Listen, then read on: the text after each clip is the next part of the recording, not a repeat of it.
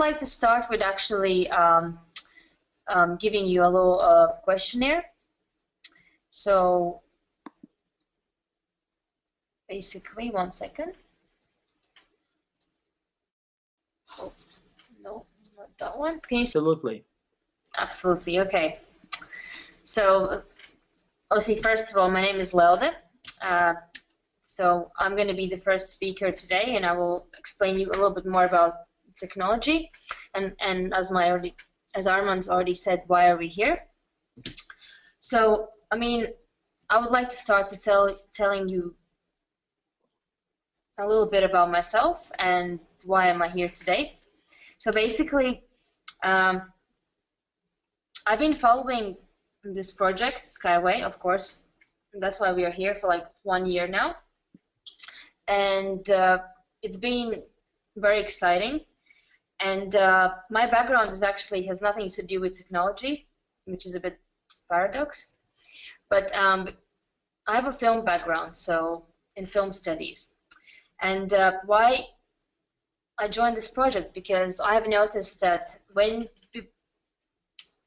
we see science fiction films, everything that we see, it actually comes true after some time.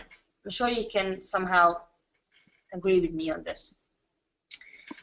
So, for example, I mean, I live in London at the moment, and I've noticed that it's very hard to get to work on time, even though we have kind of great public transport and it's underground, but still, like they do break down, and it's unhealthy, and like we have 8 million people living in a capital, which means that traveling can be kind of congested, too many cars, too many people, and buses are too slow. And I'm sure you can somehow agree with me, and I'm sure you've been in a similar situations where you just are stuck and you can't do anything, and you're late for your meetings, for your work, maybe your interviews, or maybe something even more important. So obviously you probably have felt similar like I have, that it's time for a change. I mean, maybe you have seen these videos on like YouTube from like Vietnam and China, where they literally squeeze people on a train because like capitals are overpopulated, and like there's more people than public transport can actually take in, which means there's like massive issue. And maybe you can agree with me that there are quite a few major global problems we are facing right now, which are, for example, spread of the diseases, climate change, lack of energy, increasing global population, international terrorism, poverty, lack of hunger, and drinking water. But the question is, maybe you can answer this to yourself. Why? Why are we having these issues? Well, I think the answer is pretty straightforward. It's because there's too many people. Although, if you think about it, planet Earth has enough for everyone, but yet it's not accessible. So what happens? For example, like there's so much space out there, like we have so much land, but people tend to move to capitals because there's no jobs in the countryside, right? So as more people are moving into the capitals or to some populated areas, people are increasing, which means that hence we have these issues, because there is enough for everyone. It's just we need to change the way we commute and the way we see the world. Hence, I think the public transport and transportation systems in general have to change, because like everything around us are changing. So we need to change everything around us, because as we live in the 21st century at the moment. So to address this issue, I would like to take you back so we can track down where this issue started. For example, in the 18th century, energy included animal and human labor. The land was nourished enough to sustain it because we didn't have too many roads and we didn't have too many cars. Can you not guys see my slides? No, actually, so okay, because I can see. You see again your slides. I can see my slides, guys. So yes. Okay. So sorry for that. So let's just Maybe you need to change me as a presenter or something. No. Yeah, probably. You are organizer and presenter. And you cannot see my slides. Nope. Okay, can you see my screen now? Yes. Now it's working. Okay. Okay, I'm just gonna go the slides back. Okay, so we stayed on 18th century. So in the 18th century, the energy sources were animal and human labor based, right? We had boats and like just minimal roads, but then as the transportation started to increase, obviously people had to travel so they can trade. So later in the 19th century, as the technology developed, we started to have like from horses and oxes, we moved to like steam engines, and then later on we had already the rail as we see today. And obviously transportation has to change, so the old systems are failing, and it's evident. So for example, as you know today, like we're surrounded by concrete jungle, and we don't have enough parks, and we don't have enough roads for cyclists, and the world is stuffed with like planes and cars and other transportation systems, but they're ineffective because, as you probably know, that we're fast approaching post-petroleum era, which means that we don't have enough energy resources to sustain the life we have at the moment, because like you probably know that 80% of the world's population are relying on fossil fuels, but it took approximately 150 million years for them to create, and for us for able to burn them as coal.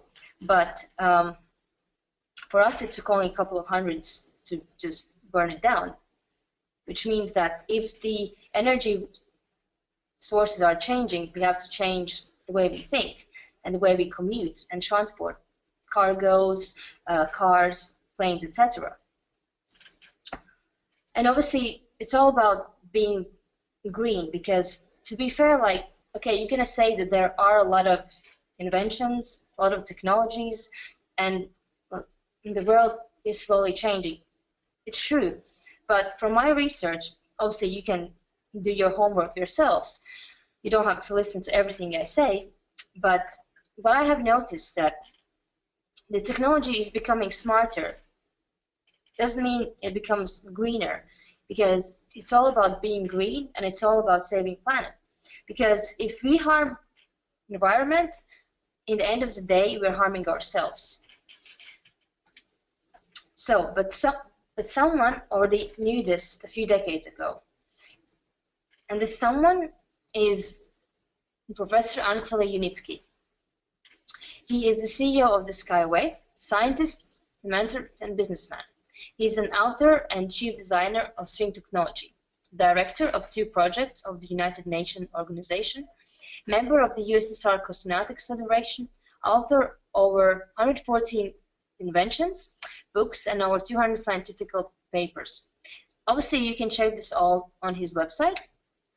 I'm going to type it in after the webinar, so you can go and check this all yourselves, so you don't have to believe everything that I'm saying. But it's true, like, he is a genius. I would say he's someone like Steve Jobs, but in transportation field. Why am I saying this? Because I think that what he imagined is just amazing. Because, I mean, for example, if you drive a car, and if you own a car, like you probably know that it saves, for example, I don't drive, so I might get the numbers wrong, but for, let's say, 100 kilometers, like let's say you spend X amount of fuel, right? So let's say it's 10 liters, because obviously the it's due to CX, which is, I think it's the aerodynamics. So basically, for a car not to turn around and for you not to have accident, it has to spend energy to keep it on the ground. So let's say when you have a plane, right, the aerodynamic fields goes around everywhere because it's on the air. So what if we have something in the middle? Let's say it's not completely in the air, so it's visible, but it's not on the ground. So we don't affect pedestrians, the cars, and we just save energy. Isn't that genius? If you think about it, right? How many people die on the roads, like annually? I think I checked the numbers, and it was around 150 million people have car accidents on the roads. And I think quite a few of them die or become cripples. So when you have something that doesn't interfere with other transport systems or even pedestrians, like I think it's amazing because it just works out so well. So what is Skyway? It looks like this, and it looks amazing, I would say. I mean, I think it's pretty genius. Maybe it's kind of hard for you to understand it for the moment, but let me just take you a little bit further so you can understand a little bit more about this technology. So there are three types of this transportation, which is fast-speed trains, public transport, and cargo. For example, the fast-speed trains will take you from, let's say, city to a city, or country to a country, or even continent to a different continent. I think it's pretty amazing because if you think about it, like the fastest transport system we have at the moment are planes, but you spend so much time driving to the airport, then you need to decide where you're going to leave your car. If you don't have a car, then you need to ask someone to take you, like your mom or your friends, or even you have to spend money to go into the airport. Then you need to spend time to check in, and only then you can board on the plane. And only then when you get to the airport, it takes you at least an hour to get outside the airport. I think it's just basically like we are wasting our time. So if you have a train, you don't have to do all these processes, which means that you're traveling comfortably, quick, and you don't spend so much time and effort and even money, because plane tickets can be pretty expensive like these days. So this train, the fast-speed train, is going to be able to take up to 500 people at a time, and will have enough energy to travel for 10,000 kilometers. And the next one, I think it's public transport, and the maximum speed is going to go, it's going to be 150 kilometers per hour, which means that it will be an inner city transport, and you will be able to get on time everywhere, because you won't have to get into traffic jams. And there's going to be more space for parks, for playgrounds, for people to walk, and cyclists. And the last but not least exciting is cargo. Cargo will be able to access remote locations, like, for example, some coal mines, iron mines, and just places that there is natural resources, but there isn't a system so far that could access that particular location without harming the nature. Why I'm saying this, for example, in Bolivia, they have this volcano, El Mutun. You can write this down, also you can check it out. It's in Bolivia, and they have an iron mine, but it's inaccessible because it's in the middle of nowhere. So if a normal transportation, like an average transportation as we see today, would go there and take the iron out, they would have to damage nature. So they cannot do it. And like there are so many places in the world that there is something that people could potentially benefit, but it's inaccessible. So what are the benefits? So obviously it's the capital expenditure decreases and the reduction of operating costs.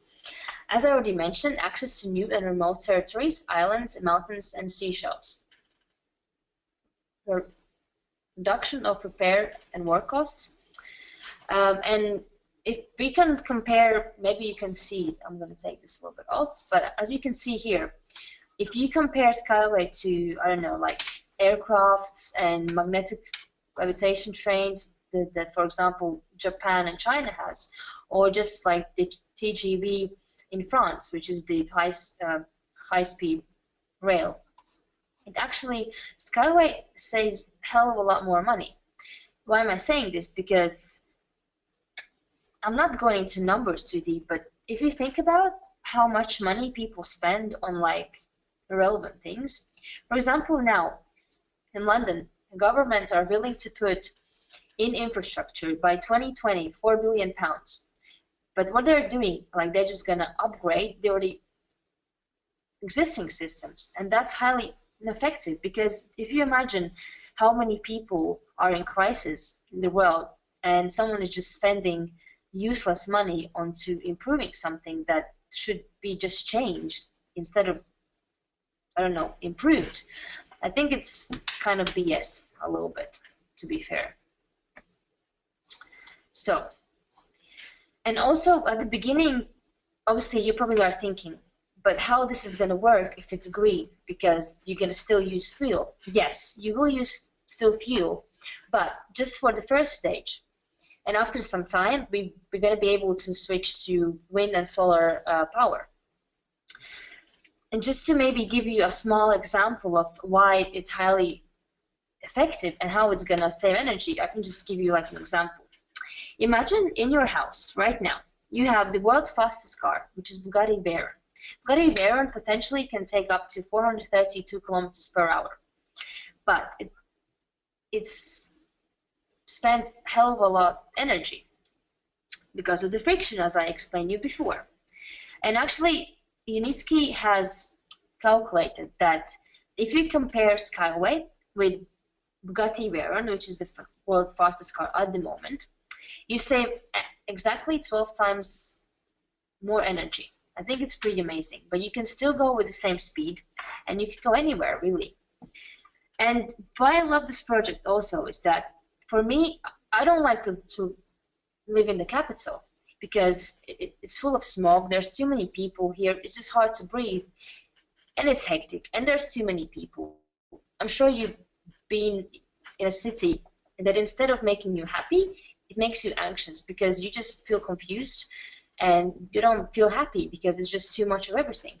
So why I'm saying this, my dream is to live somewhere outside the capital, in maybe somewhere where I can breathe the fresh air and I don't have to think about the noise. But then again, I think again, but like, I'm not willing to travel to work for 5 hours, but if I have the right transport, I can potentially travel to work in no time, but I can still live far away and enjoy the nature, right? It makes sense. So I think it's so amazing. For example, continuing about the benefits of the Skyway, it will also be anti-ice and glaciation, as well as snowdrifts, fogs, dust, and sandstorms. Why?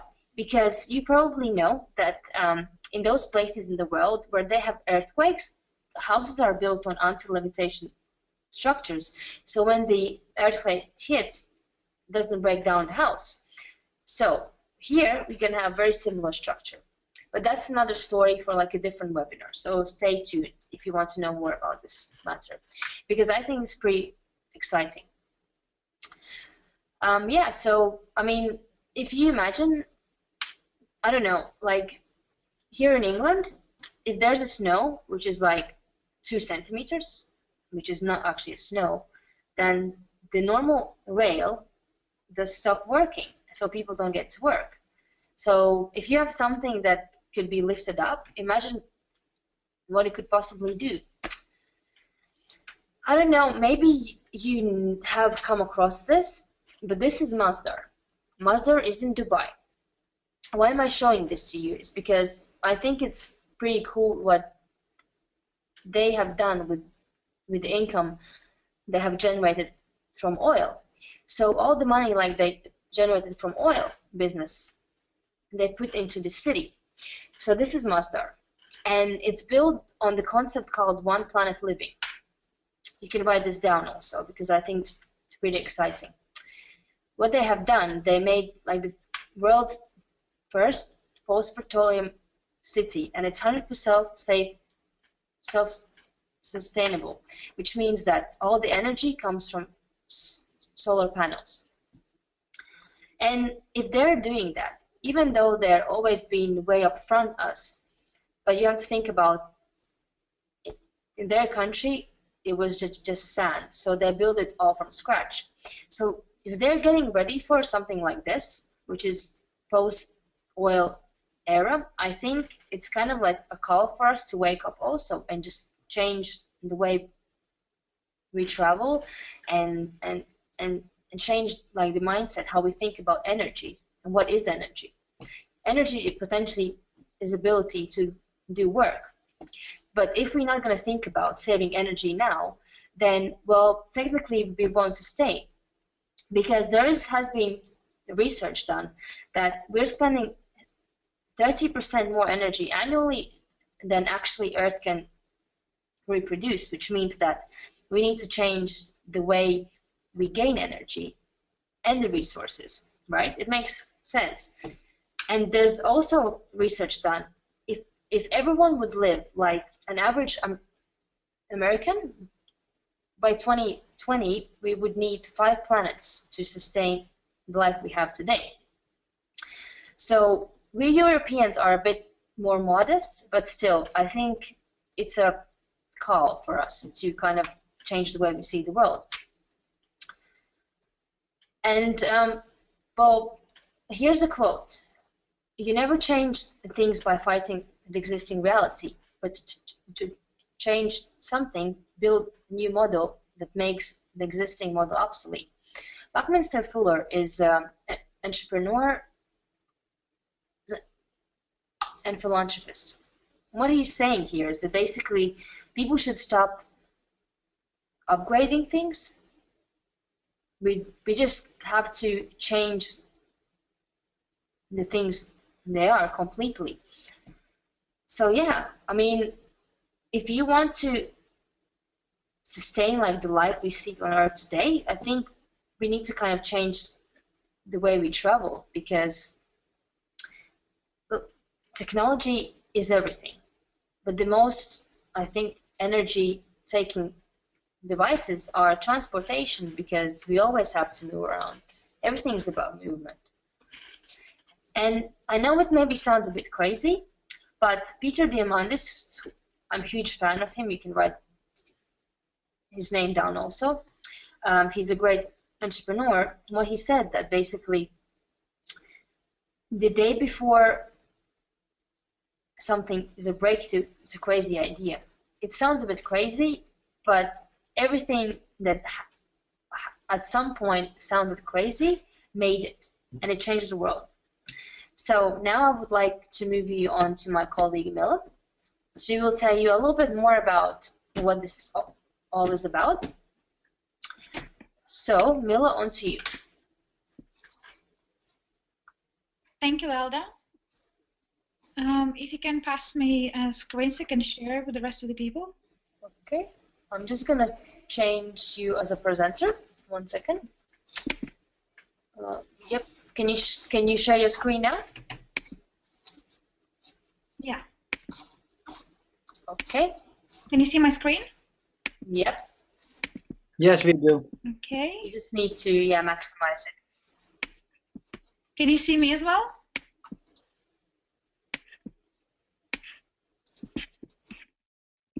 No, we can't see you. I don't know why. Let's do it one more time. Can you see me now? No.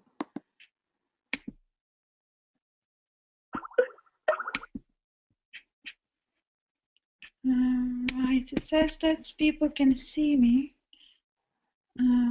I'm a presenter. Can you make me organizer? Would that make any difference? I'm trying to do it, yeah.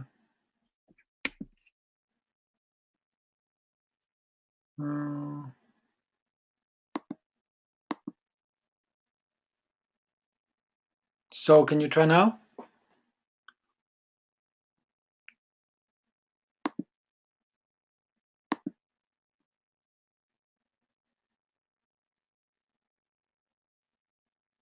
Brought fire into caves. This was the first technology.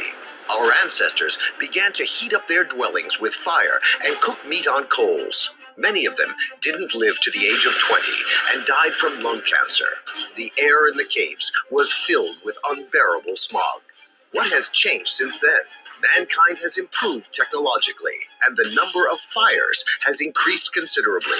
These fires now burn in car engines, diesel locomotives, motor ships, and airplanes, in heating furnaces, in atomic power stations, in boiler rooms, and in factories. A number of the harmful and poisonous elements in emissions have become considerably more abundant in comparison to those primitive fires. Thanks to surface and air transportation, we are breathing air, drinking water, and eating food products that contain a bit less than half of the components of the periodic table of elements: nitric oxide, carbon, sulfur, aldehyde, benzopyrene, soot, mercury, arsenic, lead, chlorine, polynuclear hydrocarbon, and radioactive isotopes. The list of these scary names can go on forever. It is precisely this atmospheric cocktail that we get whenever we go to the park to breathe the fresh air. The increasing number of motor vehicles has caused the concentration of these harmful substances to become lethal. There's also no point in forgetting about aviation. Each launch of a heavy rocket, as well as every flight of a multi-engined aircraft, creates a hole in the ozone layer that is comparable in size with the area of a European country.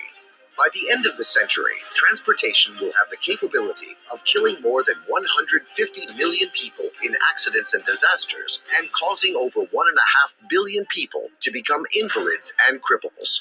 How to avoid making this monstrous sacrifice? How to keep our planet green and not ash gray? Ride horses? Walk? Hey, Marty McFly, could you lend us, the planet's current inhabitants, 7 billion hoverboards from your past future? Indeed, effective transport has already been developed by the scientist Anatoly Yunitsky. This genius of an engineer invented the ideal transport in every sense of the word. It's called the Rail Skyway. More than 30 years and several hundreds of millions of dollars have already been invested in order to bring Yunitsky's project to life. What do you envision to be the transport of the future? Just imagine a lightweight train or a sports car with steel wheels, which is situated on open-work elevated rails. Inside the rails, tensioned wires are stretched with the strength of hundreds of tons. Due to the ideal evenness of the track and the super aerodynamics of the rolling stock, it is capable of reaching speeds of up to 500 kilometers per hour. The cost of the trip to you will be 7 times cheaper than that of a conventional train. The level of safety will be 2,000 times higher than traveling by automobile, and a trip will require 10 times less electrical energy or fuel. And that's not the whole story. The tensioned wire rails are mounted onto lightweight but exceptionally durable supports that make it possible to save the layer of fertile soil, which is currently located under highways and railways, from destruction, an area 4 times greater in size than the total territory of Great Britain. This soil will remain alive. It will breathe, and the green plants growing on it will produce sufficient oxygen for billions of people to breathe. In order to implement this form of transport all around the world, it must be compared with equivalent amounts that have already been spent, which today is approximately the same cost as 2 or 3 football players or 1 or 2 paintings by not even the most famous of impressionists. And it is possible to make this a reality with only public funding. This is precisely the type of transport that is needed by you and me. And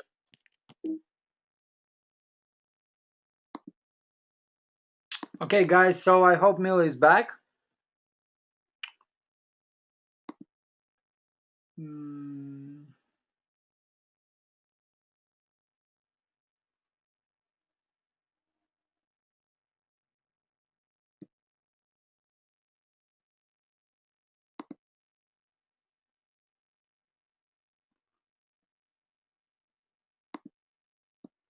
Okay, Mila, so we see your screen. Can you please check your microphone? Microphone?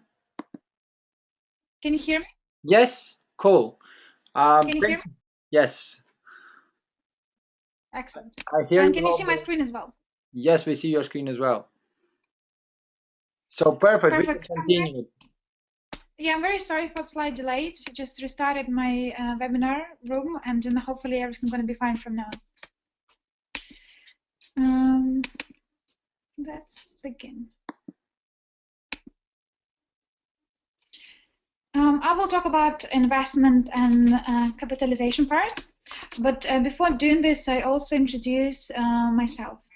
My name is Mila, and I live in London now for 7 years. My background is business, sales, and marketing. I've been there for 5 years, and I'm very passionate about investment. So my beliefs are very simple. I do really think that if you're not going to look after your future, nobody else will. So it's very important to secure your future. It's very important to know what you do and have a plan. And if you don't know what's going to happen in 5 or 10 or 30 years, how would you plan it in the first place? So that's why today I want to cover investment and capitalization part within the Skyway project. So let's start with investment. So what is investment? It's actually pretty simple. Investment means putting the money into something which is work for you. There are many ways we can go about making investment. It could be stocks, bonds, mutual funds, alternative investment. It could be bank investment, real estate, or even started your own business. All these tools available for everybody in order to start investing. However, each of these tools can have negative and positive sides. The point is, it doesn't really matter what tools you choose in order to become an investor. The very important is to understand your goal is to put the money works for you, not opposite. So even though it's a very simple idea, start investing, this is the most important concept for you to understand. But before going further and explain these types of investment, I want you to think about why would the people want to invest in the first place? Obviously, everybody wants to have more money. It's pretty easy to understand that everybody wants to have a personal freedom, a sense of security, and simply afford the things they would love to have in their life. However, nowadays, investment becomes more as a necessity. If you think 30 or 50 years ago, the people had much more better pensions plan, they have security. Now, if you have a look at the statistics, UK average pension is £156 per week. Let's think about if you're retired and you earn £156 per week, what you can possibly afford for this money. So you will earn such a small money when you're retired, even though I'm talking about not starting working for the 5 years or 10. This is statistics we're taking an average person who work in the same job for like 30 years or more. So for me, it's shocking. I don't want to end up having such a little money when I retired. I want to have freedom. I want to buy the things I want in life. I want to be secure. And at the same time, it's a very good time now because people become more aware. We're all familiar with Robert Kiyosaki, with Peter Lynch, even Tony Robinson. Everybody starts talking about people. You do need to look after yourself. You do need to find the ways how to multiply your income. And investment, this is the tool. It's a necessity nowadays. Generally speaking, investors, they have a few factors which they consider when they put the money on one of the tools. It has to be safe. They need to understand return on a capital, and also they need to consider the current income.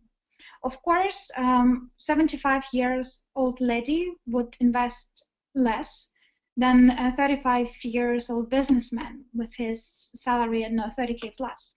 So therefore, it's very important to understand your current situation, what you can afford and what you cannot afford. Investment financial position is really effect on the decision you make. Peter Lynch, one of the greatest investors all the time, he said once that the key organ for investing is the stomach, not the brain, which means everybody needs to know how much risk you can take in order to see your investment.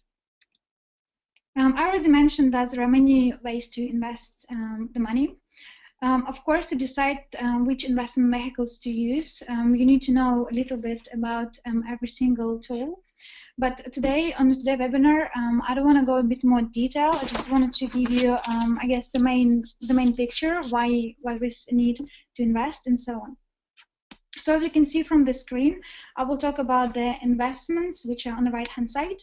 I guess the most common, it's a bank deposit, forex, and real estate. If you, for example, have £500 now and you go to the bank, you will ask them what it can do for you. Can you invest this money into something?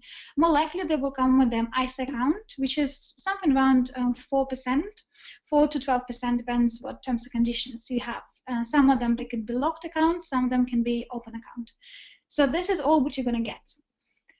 Forex. Forex is extremely risky investment. A statistic shown around 97% of people, they fail at Forex because they simply don't know the right strategy, or they don't take the right risk, or they they're scared, or they're too risky. So there are different reasons why, but the statistics show that 97% of people have failed. For me, this is a huge number. Real estate.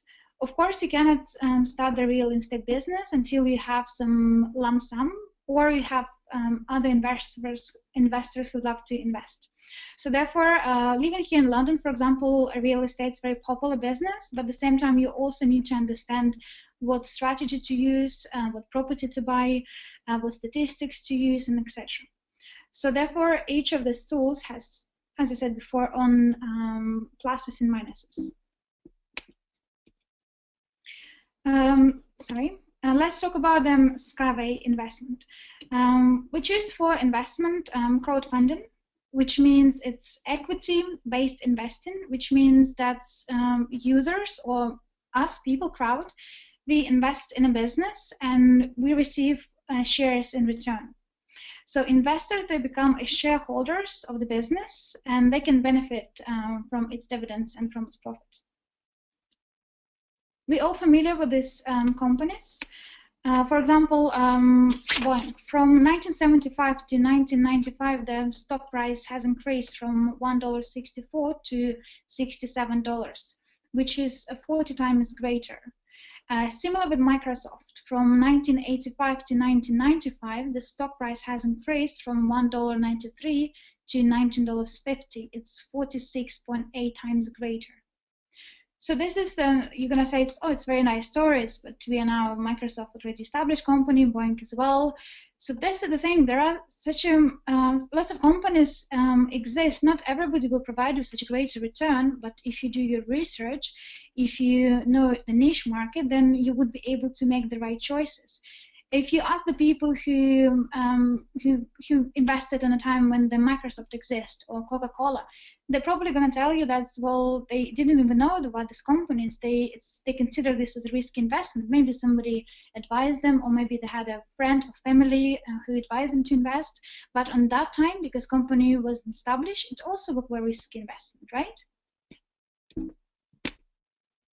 Let's have a look at the Skyway investment plan. So it consists from 15 stages, as you can see on the screen. We are on the stage number 4. We already have 7 million collected money. So company have a goal or the target to reach the IPO, which is initial public offering, by 2017. And we need to collect 300 million, which is, to be fair, quite reasonable for this revolutionary project. So as you can see from this table, 2015 and 2016, we already passed the stage of engineering, well, technology development, engineering, and now we are in the building and construction stage. What is your return? If you go to Skyway Invest Group today, you will see this table, the one I share with you on my screen, where you can have a look how much money you need to invest and what is your return. So let's say if you invested £1,000, the share price that you will receive shares in a package. For each package, there's going to be a different amount of shares, and you can see how much money you can make investing on a certain package. You can ask more questions after the webinar just to explain where from you can see all these figures. But just for you to understand that we already have some calculations which are proven calculation that after a company goes to IPO, one share estimated cost will be £1. So therefore, depending on how much money you invest today, you will receive certain amount of shares, which will have projected profit in 2017, a certain amount of money. So that's how it works with the Skyway. Just to summarize the 5 main reasons to invest. The first one is global company ownership, which means you will become one of the owners of the world's largest transport corporation. You will have a possibility and ability to change the world.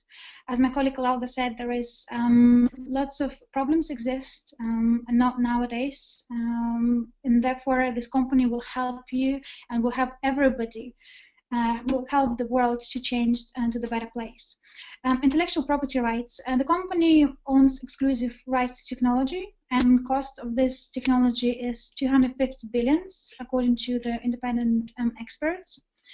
It's also a very profitable investment. As I mentioned before, after IPO, public price will be £1 per share. And lifelong dividends, which means that after project is really complete, you can have either lump sum of money or you can have dividends. But it's not just, we're not talking about the dividends for the next 5 or 10 years. The project is huge, it's global. So the dividends will be a lifelong. You can pass to your children, to your grandchildren, and everything we have written in the documents. So you can also have a look and ask a bit more details to the person who introduced you to this webinar today. I guess that's pretty much all from my side. What I want to add is we're not here to, I guess, advise you go straight away to invest. You need to also understand that you need to have enough information for you to make the right decision. So we all came to know in the Skyway a year ago, and I can tell you what you guys have at the moment. It's just amazing. On the time when we started to understand the company, we have such a little information about the company, but now the more you learn, now we have so many webinars, lots of speakers. We already have quite a few investors, very high investors, who invest their money, their time, their reputation on this project. So, of course, you need to investigate, you need to know a bit more details, you need to learn. But whatever decision you make, if you need any help or support, we are here for you. I know it's not sound that simple, but at the same time, the more you will learn, you have more questions. So it's good to have questions, and we're here to help you and get the answers. I guess we are finished for today with the webinar, but at the same time we can spend a few minutes here in chat. If you have any questions, you can ask either myself or Laude or Armand, and we can take it from there. For me, it's all done. My part, investing part. Hope I gave you some tips. We're also planning to have more webinars in the future, so we will definitely keep you updated on this. Thank you very much, guys, and I will pass it to Armand.